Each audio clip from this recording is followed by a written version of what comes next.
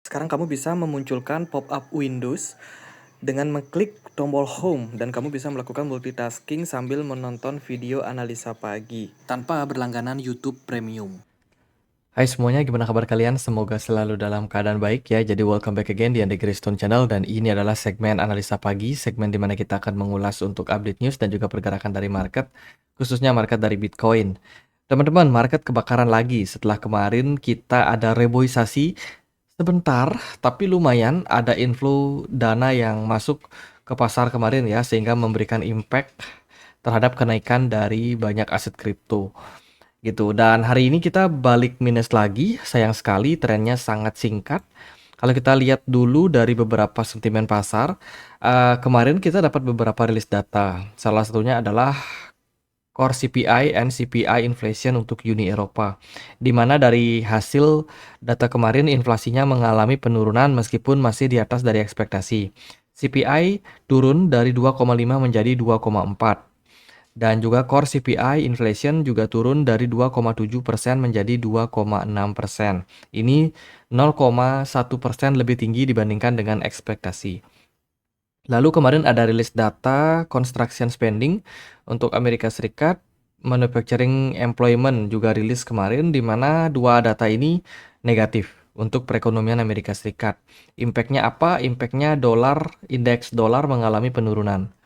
Memang hal yang wajar dan mestinya sih penurunan dari indeks dolar ini akan menguntungkan aset kelas yang lain. Tapi kalau aku perhatikan di perdagangan kemarin, Bitcoin dan juga S&P 500 ini punya tren yang mirip, di mana sama-sama mengalami penurunan. Ya, S&P 500 turun 1,28%, sementara Bitcoin turun 8,5%. Dan sialnya adalah Bitcoin dominance kembali mengalami kenaikan. Altcoin rata-rata minus belasan persen. Yang diuntungkan adalah gold. Gold mengalami kenaikan 0,89% di perdagangan hari ini. Dan ini bisa dibilang menjadi sebuah sentimen yang bagus untuk gold.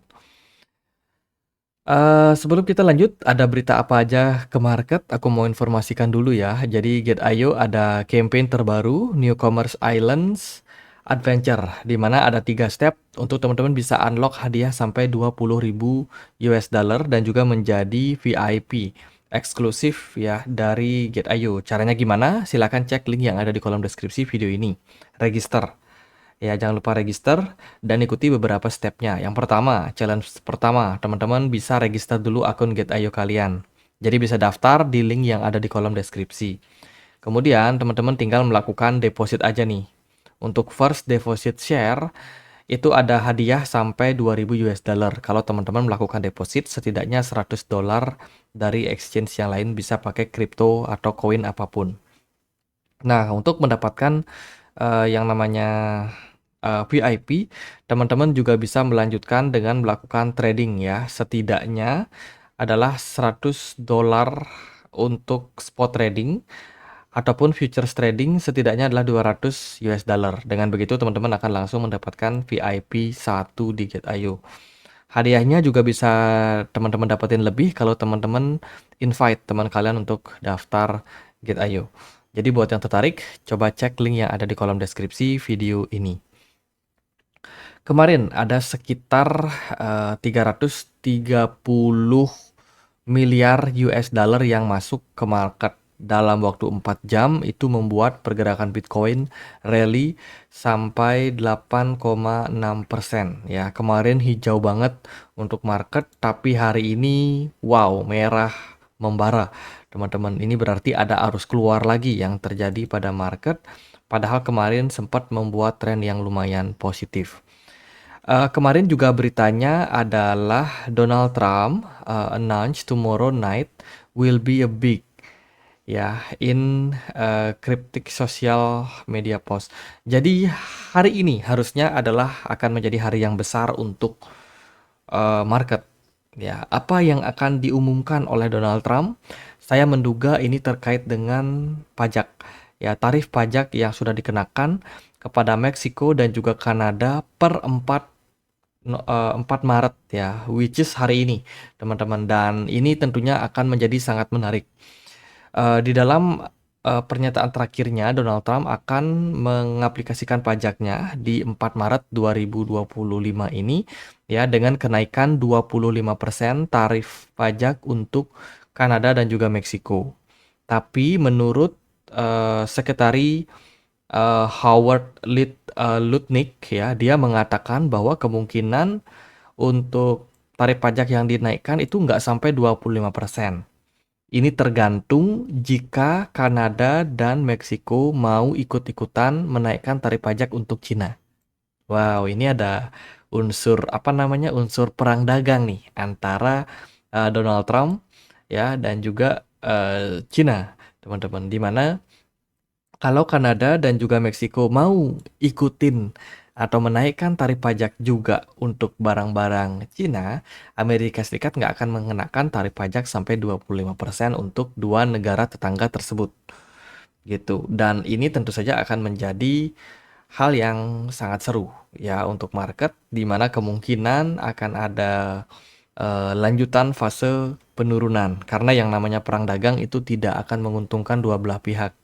Ya, justru egosentris seperti ini akan membuat perekonomian cenderung stagnan. Dan positifnya adalah inflasi kemungkinan bakalan turun. Ya, memang inflasi bakalan naik dulu dalam jangka waktu pendek, tapi seiring dengan menurunnya daya beli masyarakat, meningkatnya jumlah pengangguran dan semakin sedikitnya lapangan pekerjaan sebab suku bunga masih cukup tinggi, ini bisa bikin perekonomian secara bertahap itu akan mengalami penurunan, which is inflasi juga bakalan turun. Jadi, ya gimana teman-teman menilai? Secara jangka pendek pasti bakal negatif. Kemudian ada koin Ronaldinho ya, kemarin ada listing di BNB Smart Chain, ya ini nggak jauh-jauh dari meme token, dan ternyata sudah mendapatkan peringatan, teman-teman. Jadi, token Ronaldinho Star 10 yang kemarin dirilis ya, itu memiliki keamanan, teman-teman, dan bahkan dapat membakar token milik pemegang siapapun sesuka hatinya. Jadi ini dianggap sebagai salah satu token yang berisiko. Jadi jauh-jauhi dulu token-token seperti ini. Ini diposting oleh GoPlus Security. Kemudian ada Ethereum Foundation kemarin memperkenalkan Zknox, organisasi penelitian baru yang berada di garis terdepan kriptografi tingkat lanjut. Didukung oleh hibah dari Ethereum Foundation. Misi mereka adalah menyediakan kode sumber terbuka yang berdampak tinggi dan meningkatkan keamanan dan efisiensi dari Ethereum. Jadi ini ada upgrading terbaru yang akan dilakukan oleh Ethereum.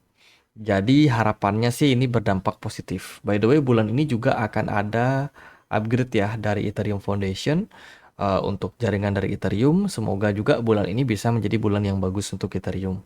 Karena performance dari Ethereum belakangan ini cukup drop. Apalagi ada pergantian kepemimpinan dari Ethereum yang mana ada founder kemarin yang keluar dari Ethereum dan sekarang udah digantikan oleh dua orang baru yang masuk ya menjadi pimpinan dari Ethereum, dan menurut saya sih belum terlalu bisa memberikan impact apa-apa untuk pasar. Bahkan pasar Ethereum pun juga nggak terlalu optimis.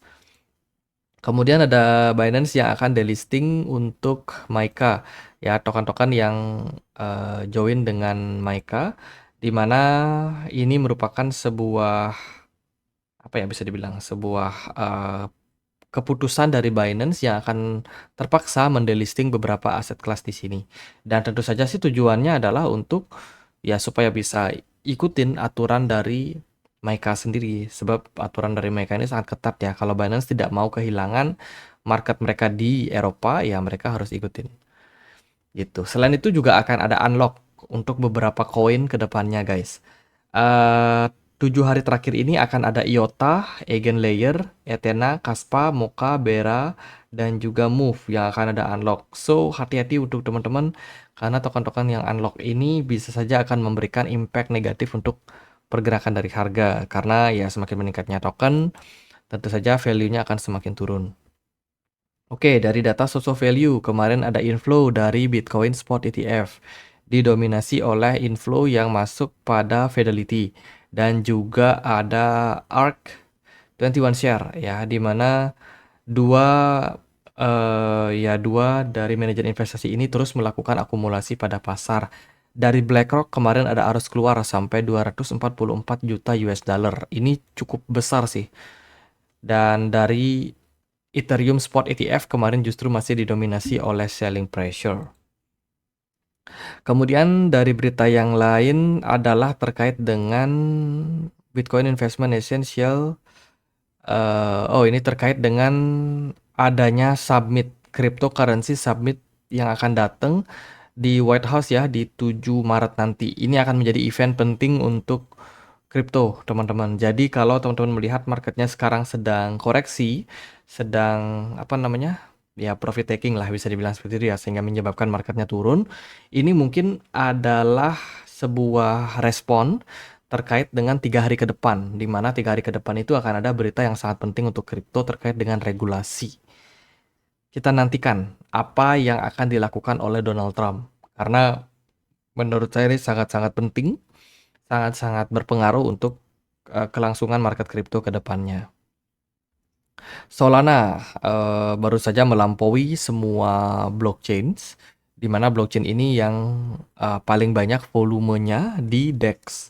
Ini menunjukkan bahwa aktivitas market khususnya dari crypto adoption, terutama untuk meme token dan juga NFT di market Solana itu terus mengalami kenaikan dan bisa dibilang paling menjadi favorit dibandingkan dengan blockchain-blockchain yang lain seperti Ethereum, BNB, ataupun yang lainnya. Ya, sentimen yang bagus untuk Solana. Kemudian ada komentar nih dari petingginya Gemini ya. Jadi co-founder Tyler Winslow itu kemarin mengomentari terkait dengan pernyataan dari Donald Trump yang mengatakan Bitcoin, Ethereum, XRP, Solana, dan Cardano sebagai crypto reserve ya dari Amerika Serikat. Dan ini dia melihat bahwa ini adalah sebuah sebuah gimmick juga, teman-teman.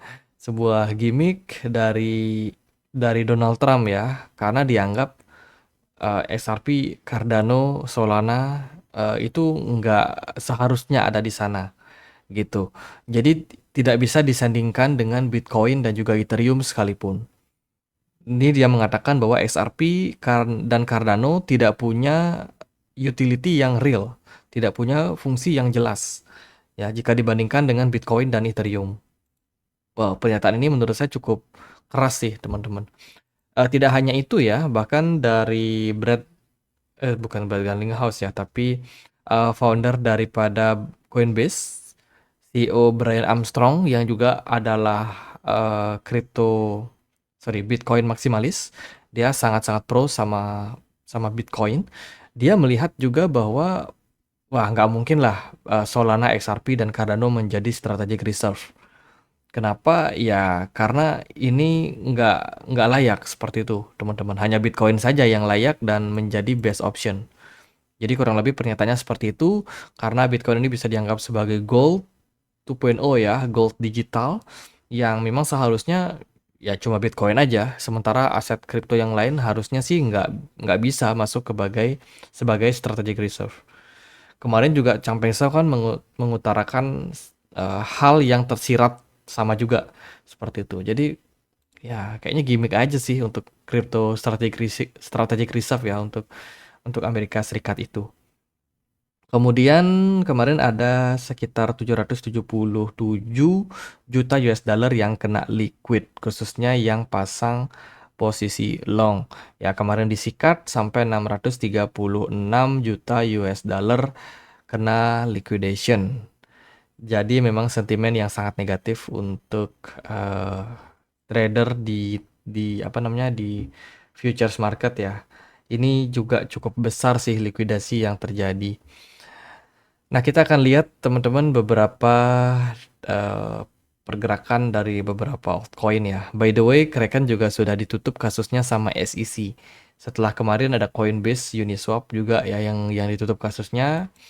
Sekarang ada Kraken juga. Ini menunjukkan bahwa regulasi dari Amerika Serikat sangat-sangat friendly sama perkembangan dari kripto. Oke, kemana Bitcoin? Ini pasti menjadi pertanyaan yang banyak ditanyakan sama teman-teman.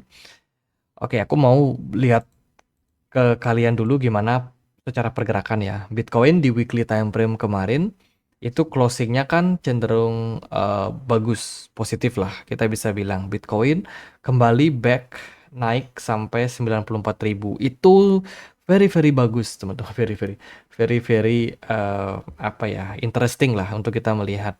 Sementara dari pergerakan dari hari ini, itu tekanan jual justru sangat-sangat tinggi. Ini kan menunjukkan bahwa ada buyer yang lemah, buyer yang nggak teguh pendirian. Ya, kemarin dia masuk, sekarang dia keluar.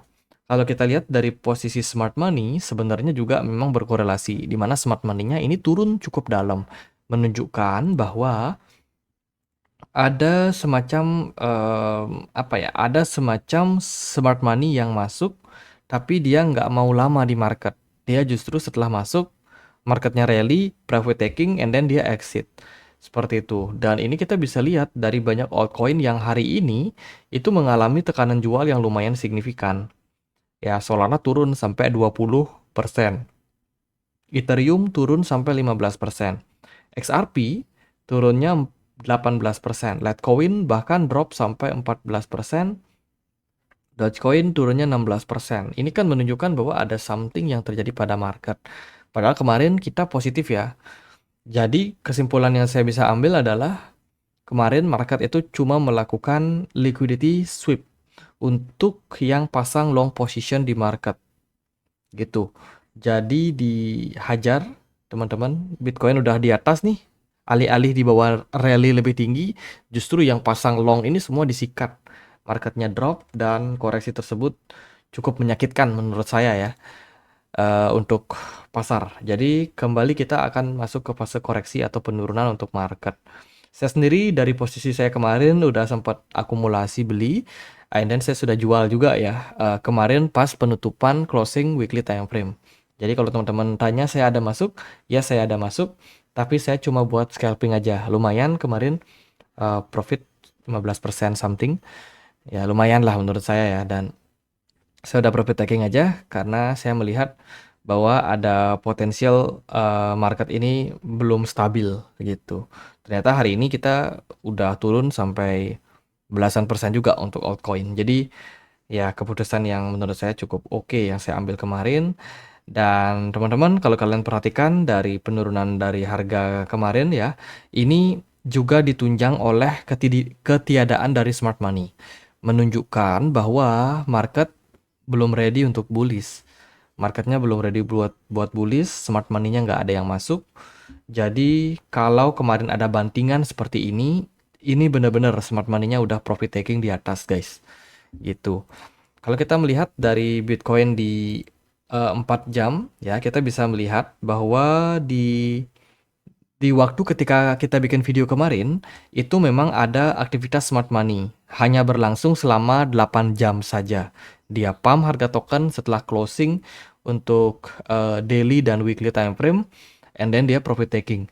Teman-teman, marketnya drop Bitcoin dari 94.000 sekarang udah turun sampai 85 ribuan something. Gitu. Kemana arah dari market?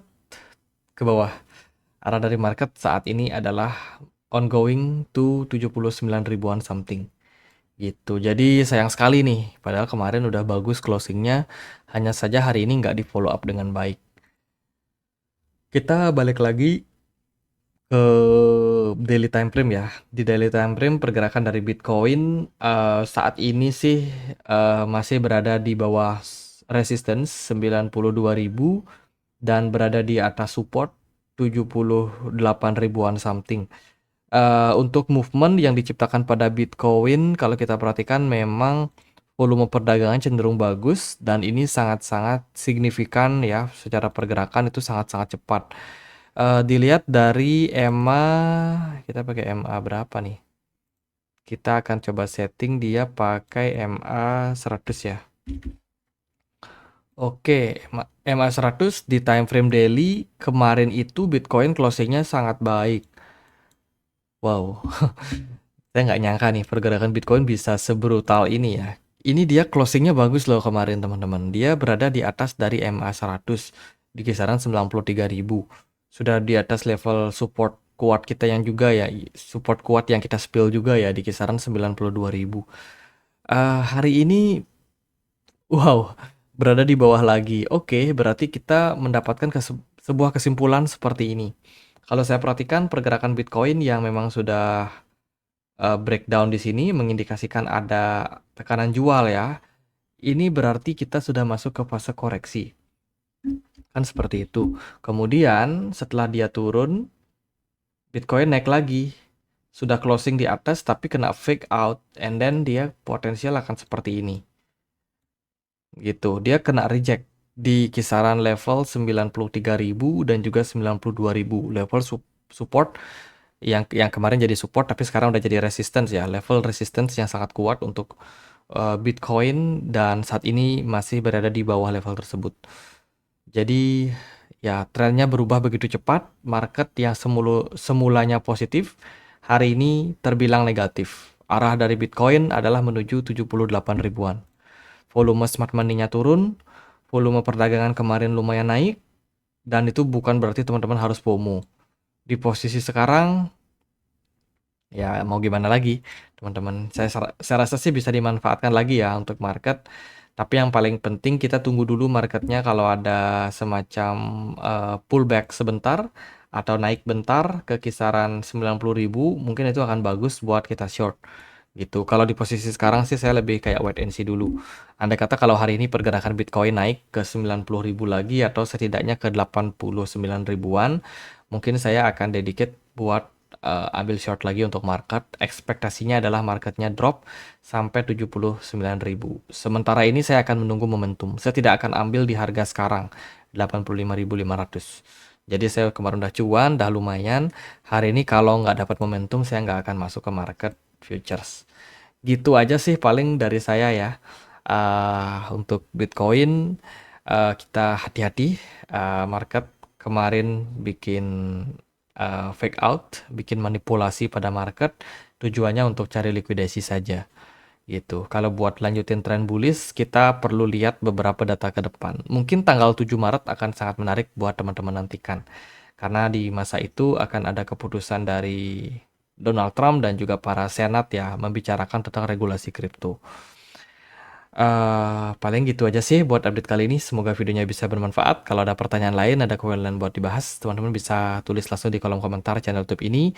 Jangan lupa juga untuk join di komunitas Telegram kita. Linknya ada di kolom deskripsi video ini. Oke, gitu aja. Semoga bisa bermanfaat. Akhir kata saya Andre, makasih.